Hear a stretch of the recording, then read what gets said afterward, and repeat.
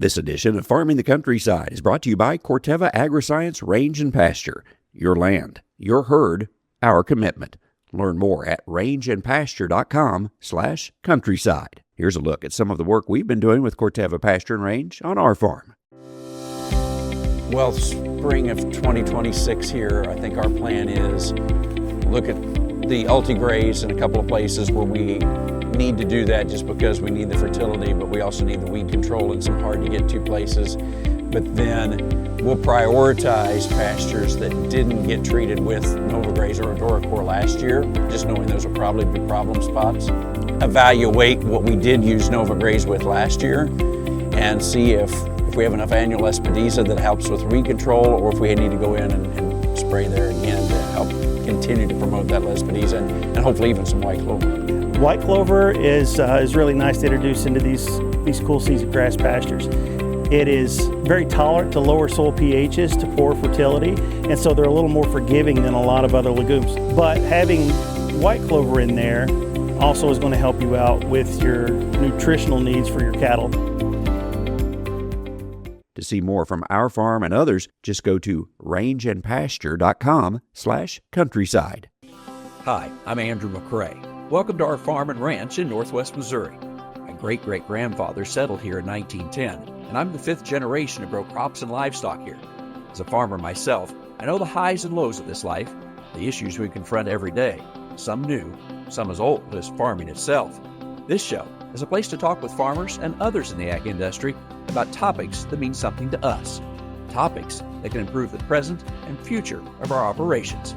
This is Farming the Countryside. Jared Creed joins me, JC Ag Financial Services, Elite Ag Insurance, and Jared and I'll be talking about markets and much more. Jared, I appreciate the time to have you on the show here. And first of all, I might just have you tell a little bit about what you do and where you're located there. Sure. Located in northeast Iowa, right outside of Waterloo, in a small town called Hudson, Iowa. At least that's where I'm based with a few others. And then our main office would be over in Dunlap, Iowa, northeast of Omaha, 60 miles. We're involved in marketing, brokerage, financial services to the farmer, crop insurance, sustainability programs, and quite frankly, just anything that the farmer needs, because times continue to change on a day-to-day, week-by-week basis, it seems like. I want to get into the marketing because that's always on our minds. But before I do that, I want to go to a topic that perhaps we think we've already taken care of, which was the crop insurance. Just to ask you from this standpoint of coming into this season, were you advising folks any differently on how to look at crop insurance in tighter margins? We've had tighter margins for a while. I'm just curious of what you were looking back at a couple of months ago and then how that's carrying forward into this season. Yeah, the tail from the changes that the One Big Beautiful Bill created last summer is going to be long, and that was a lot of the change of philosophy that was created here this spring. And it's not just crop insurance; it's also related to the farm program. Probably the biggest thing that happened, Andrew, the increased subsidies have made certain insurance programs much more attractive to the farmer, with subsidies all the way up to 80% versus 50 to 65% in years past. But because of those changes to both the insurance piece and the farm program, it borderline flipped traditional marketing on its head. And here's where I'm going with this. The markets were very, very lackluster for multiple months at the beginning of 2026. Obviously, the Iran conflict created a little spur. We had a rally March, April. Since then, we've kind of taken a pretty big chunk of it away. But at that time frame, when the farmer was electing an insurance policy and stacking that up next to their farm program election, it created a situation that the true financial risk for the farmer was absent, as in the combination of insurance and farm program at the price levels we were at for the first 90 days created an environment that if a farmer was doing forward marketing, it legitimately had the opportunity to hurt them, not help them. And what I'm saying there is prices have a barrier or a certain level that they need to be above before the insurance and the farm programs become irrelevant. And so we've always talked about three buckets of revenue here at our shop. You have your physical grain revenue, you have potential insurance revenue, and you have potential farm program revenue. All three of those are impacted by the Board of Trade, but none of them are combined. They all stand alone. They can all be their own source of revenue. Therefore, it's created an environment that what is up is down and what is down is up. Meaning, if prices are too low, you have an insurance and farm program bucket that is generating more revenue than what your physical grain is being reduced in value. And then flip that on its head here just recently when December corn being close to 5 and November beans close to 12 and such, we had outpaced any considerations on the farm program and crop insurance. Therefore, creating an absolute green light for the farmer to take their marketing plan into their own hands. And fast forward a couple weeks, present day, we're recording this on June 5th. It's been a tumultuous 2-week drop in the markets. And now all of a sudden, the producer probably needs to take a step back, revisit what their crop insurance is or isn't doing for them, and revisit what their farm program is or isn't doing for them, specifically Ark County and PLC. One way or the other, the PLC program for the farmer is most definitely in the money already, and we haven't even started the marketing year for that, and we don't start that marketing year until September. So the farmer just needs to be aware of truly where their financial risk lies. The old thought process of markets going down being bad for the farmer is not completely correct anymore. Yeah, let's walk through that for a moment, because when those markets are down, you mentioned that, you're looking at that PLC, you're looking at the ag insurance part. So when the markets are down, what should I be doing? And maybe I'm asking that question behind the times, because stuff should have already been put in place.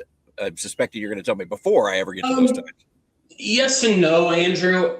The one big beautiful bill, I can't emphasize enough how much changed.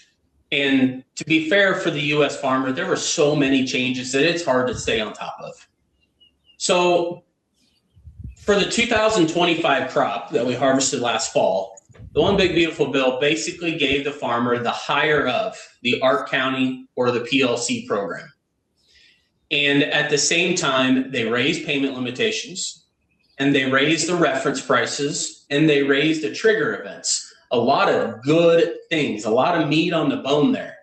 So going forward for the crop that the U.S. farmer just finished planting, we are not sure at this time if the farmer is going to receive the higher of again, or if we're truly going to have to elect a program by crop by farm number later this year. It's our belief that we're probably going to see the higher of again, because the FSA is busy with the 30 million acre base acre reallocation.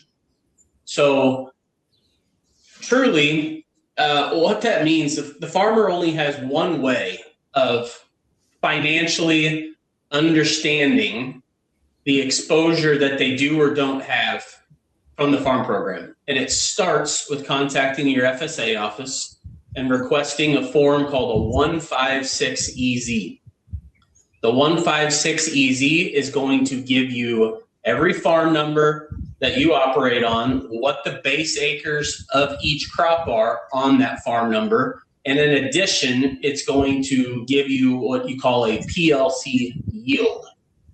Those 3 or 4 data points are then calculated to show what is the result of markets going up or down 10, 20 cents, and what kind of impact does that have on a potential farm program payment. PLC is all price. Ark County is price and yield. So there's a lot of different calculations to go into that, but take that into consideration when your insurance is both price and yield. Your marketing is mostly price, but to an extent, yield. And again, there's pinch points where you're being refunded, whatever words you want to put to it. You are receiving a greater amount of money from those safety nets than perhaps what the market is taking away. Now, that is probably the case for 80, 90% of at least the heart of the Corn Belt. But everybody has to dot their own I's, cross their own T's, and understand truly what is the connection between my marketing, my insurance, and my farm program. And again, that is something that 10 years ago, we never talked about that. 5 years ago, we never talked about that. Quite frankly, 2-3 years ago, we never talked about it. But the times have changed tremendously. Yep, they do. You know, you mentioned base acres there. We should probably talk about that because that's something to stay on top of this year, correct? Because of the reallocation? Yes, it's a little misleading in our opinion. I have a flyer sitting right here on my desk. You need to go review your base acres, Jared. Well, what that truly is if you've been farming any farm numbers that were not croppable prior to like 19 to 23, if you did farm it in those years, there is probable more base acres to be added to those farm numbers. We are not going out there and changing, I want to move my corn base to a wheat base or my bean base to a corn base. We're not updating PLC yields. It is just adding a 30 million acre pool of total base acres on ground that just didn't have a base before. And a base is the simplest way to put it is taking a 5 or 10 year look and saying, was it corn beans? Was it corn beans? So on and so forth, and kind of splitting that up and generating a base acre allocation. In my part of the world in Northeast Iowa, a lot of corn on corn does take place. So generally speaking, if I'm an operator of 1,000 acres, I probably have about 65% of those acres are a corn base because of the cropping history, and the balance of it being a soybean base with occasionally a little bit of oats and wheat mixed in there as well. So if you receive the flyer for the base acre reallocation, it's as simple as going to the FSA. They're going to give you a one-page document per farm number. You review it. There's really not a tremendous amount of legwork for the farmer because the historical acre info is coming from historical crop insurance information from the RMA that the FSA has access to. And to clarify, those base acres they're going to allocate are for land that was farmed, you said around 19 to 23, but had not been farmed previously. Is that what you were saying? Correct. So, Andrew, as an example, if you had a farm that was hay or just sod ground for a stretch of time prior to 19, dating all the way back to kind of that 2014 timeframe, it might not have base acres. Or I'll give a prime example. A farm I operate on here in Northeast Iowa, it's a 79 acre piece because there's 1 acre of acreage on there. But at one point, 3 acres of it was alfalfa. I only have 75, 76 base acres. And I'm guessing that's why I have that flyer, because that 3 acres of alfalfa has been tilled, especially in that 19 to 23 timeframe. It's been operating corn and soybeans, and it will now receive an extra 2 or 3 acres of a base. Okay. There's nothing bad for the farmer. That's one case. I will tell you that there's a lot of farms that probably have nothing to do if it's been farm ground that's been corn, soybeans, wheat, what have you, consistently year in, year out for decades. Okay. You mentioned the One Big Beautiful Bill, and I'm curious then with the things that took place as we went into last year or last fall, are there changes then that we need to be aware of going into this fall? Or did we mostly get all of those taken care of in the past fall, if that makes sense? Well, 2 different answers here. Once in a while, you hear some chatter about DC working on a farm bill. Right. This is one man's opinion. I don't mean to offend anybody when I say this. Tell them, no, we don't want a farm bill at the moment. We want to keep what we have that has been changed from the One Big Beautiful Bill. I'm saying that a little bit tongue in cheek, but the safety net changes were tremendous. Now, the other answer to this is it has created a potential opportunity cost, is probably the most politically correct way to put this. One way or the other, U.S. ag, we know that consolidation continues to happen. And farm sizes are not necessarily getting smaller, they're getting larger.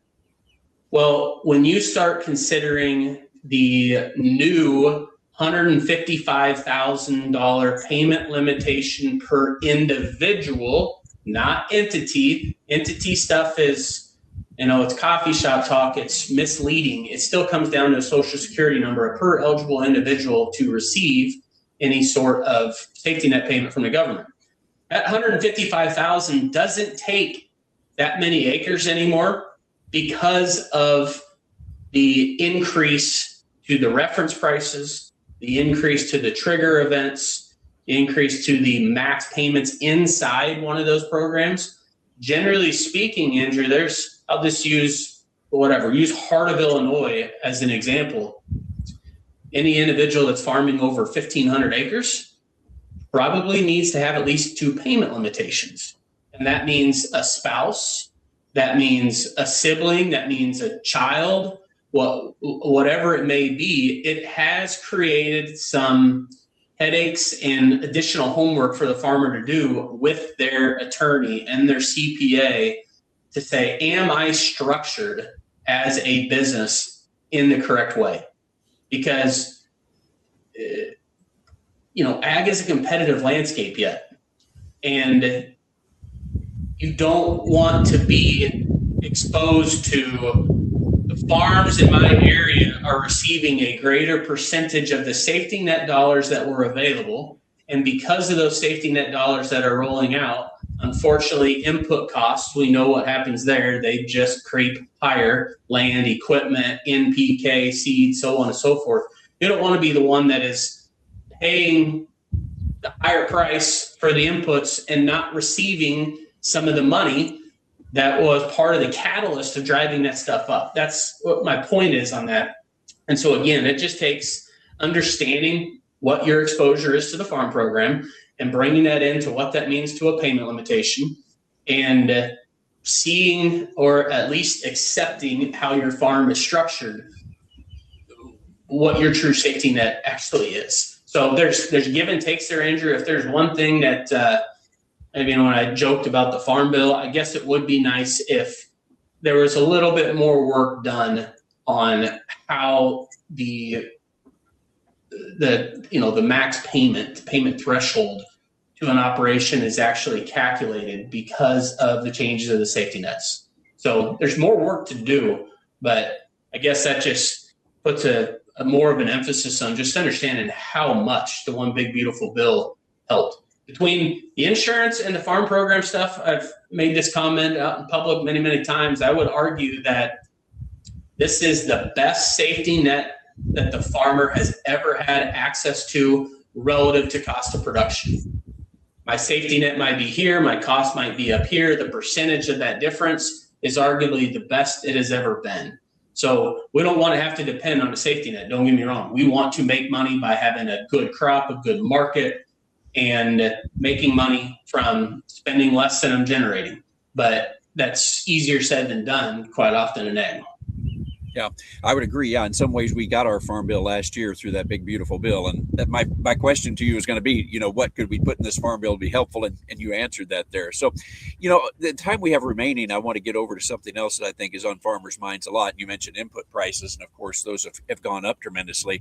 I'm just curious about ideas, plans, what you're working with producers to do to try to somehow harness as best possible some of those input costs to be able to lock in the best margins we can. Looking back to last year, there's not a lot that an individual really could have done, just making sure that they were staying on top of what price am I paying for the input versus the output for the price I'm going to get back. What price can I sell for corn versus the nitrogen that I am spending. That ship has kind of sailed. Now, naturally, if markets wanted to have a meaningful rebound over the next 3 to 6 months, some of those bruises might be able to be healed up. Now, things are looking a little bit better as we go into potential summer or fall fertilizer purchases for the 2027 crop. In the last couple of weeks, urea has been dropping like a rock down in the Gulf.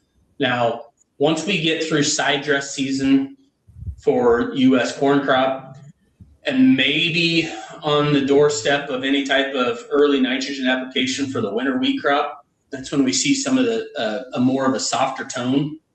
But there's quite the battle between the retailer and the farmer, and to an extent the fertilizer companies.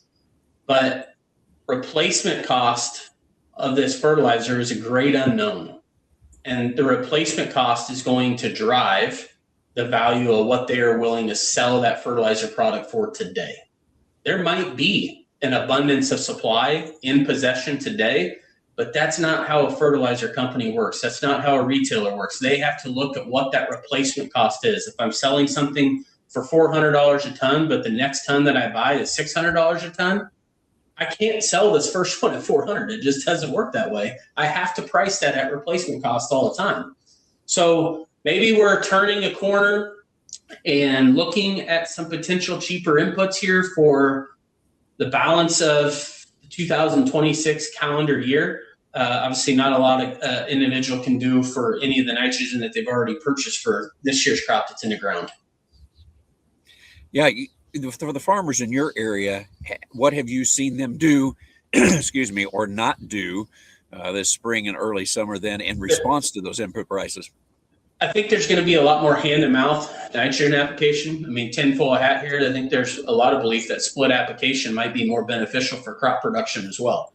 So it's like there's a double-edged sword here, that if the producer is legitimately going to do a spoon feed application to their crop because of the exposure to price, does it actually help on the yield as well? Andrew, we work with farmers from the state of Maryland, the state of Washington, North Dakota to Texas. Everybody was in the same boat. Some places worse than others, just because of logistically where they are located. I would say that as a resounding theme, though, there wasn't really much cut back. Just maybe I'm going to put it on when the time calls for it. And obviously with today's technology and equipment and capacity, we can handle that a lot easier than what we could have 5-10 years ago. Yeah, no, that's true. Based on all of this, though, it has been tight, and hopefully we've done the best job we can do in marketing our crop. But what are you hearing out there?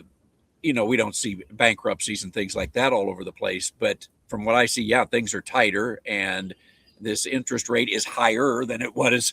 I wouldn't say it's high historically, but are we running out of some of the capital maybe we built up in some of these operations, and will that begin to show its effects here this year and into next?